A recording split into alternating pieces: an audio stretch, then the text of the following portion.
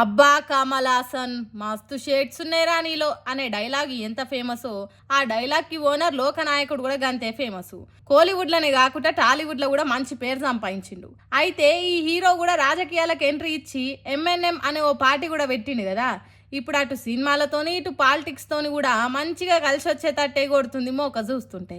అప్పట్లో చేసుకున్న ఒప్పందం ప్రకారం 4 రాజ్యసభ సీట్లల్లో ఒక సీటును ఎంఎన్ఎం పార్టీకే కేటాయించిండు డిఎంకే అధినేత స్టాలిన్.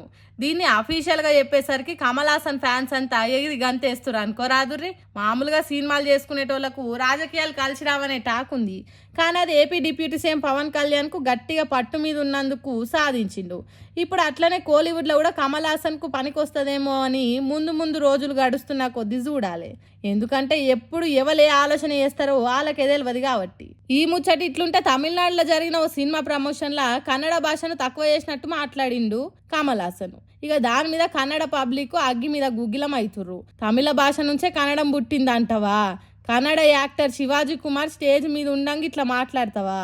నీ తాక్సాఫీ అనే సినిమా తలగబెడతాం, చీరాల పూస్తా ఆగమాగం చేస్తామని అంటుర్రట కర్ణాటక పబ్లిక్. ఇప్పుడు మళ్ళీ ఏమవుతుందో ఏమో. అందుకే మందిలు ఉన్నప్పుడు జర చూసి మాట్లాడాలి అంటారు పెద్ద మనుషులు.